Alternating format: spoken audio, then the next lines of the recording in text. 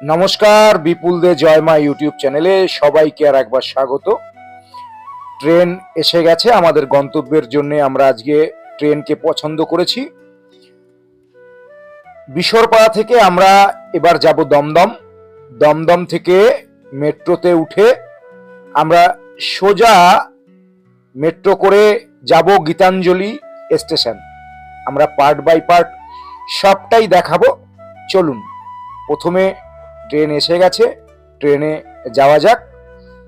আজকে আমাদের গন্তব্য কিন্তু শ্রীগুরু সংঘ। হ্যাঁ, নাকতলায় অবস্থিত শ্রীগুরু সংঘ। প্রথমেই বলে রাখি, আমরা কিন্তু আমি গিয়ে আশাহত হয়েছি। এই যে গীতাঞ্জলি স্টেশন, গীতাঞ্জলি স্টেশন থেকে আপনারা নামবেন, বেরিয়ে এসে রিক্সা রয়েছে। এছাড়া আপনি সহজভাবে কম পয়সায় যেতে পারবেন। 2 মিনিট হেঁটে একটি ব্রিজ আছে, দেখবেন পিছন দিকে এলেই একটি ব্রিজ, একদম তার উপরে এই যে ব্রিজ, 112 নম্বর ওয়ার্ড লেখা রয়েছে। এই ব্রিজের ওপারে গেলেই মেন রোড। মেন রোড থেকে আপনারা অটো বা টোটো পাবেন। 10 বা 12 টাকা মাথা পিছু নেবে। আপনাদের একদম শ্রীগুরু সংঘের যে মেন তোরণ রয়েছে সেই তোরণের সামনে নামিয়ে দেবে। আমরা দেখুন, এই যে এই রাস্তা দিয়ে এলাম, আমাদের টোটো এখানে নামিয়ে দিয়েছে। এই যে শ্রীগুরু সংঘের টোটো তে নামিয়ে দেওয়ার পরে শ্রীগুরু সংঘের এই যে তোরণ, এই তোরণ থেকে ভিতরে আপনাকে হেঁটে 3 থেকে 4 মিনিট যেতে হবে। আর যারা একবারে নেবে রিক্সা ধরবেন, 30 টাকার বিনিময়ে একদম শ্রীগুরু সংঘের সামনে নামিয়ে দেবে। ওখান থেকে রিক্সাও আসে একদম। সেক্ষেত্রে আপনাদের আর হাঁটার কোনো প্রয়োজন নেই। একদম এই রকম শ্রীগুরু সংঘের যে মেন গেট, এখানে রিক্সা এসে নামিয়ে দেবে। এখানেও প্রচুর রিক্সাওয়ালা রয়েছে, সবই যন্ত্রচালিত রিক্সা। এই দেখুন মেন তোরণ।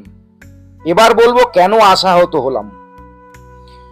আমরা যেদিন এসেছিলাম রবিবার, সেদিন চাকদায় অনুষ্ঠান ছিল, তাই অফিস ঘরে কেউ না থাকার ফলে আমাদের এখানে অনুমতি পাইনি ভিডিও করার, তাই ভিতরের কিচ্ছু দেখাতে পারবো না। তবে আমি কি কি দেখেছিলাম সেগুলো আপনাদের পরপর বলবো।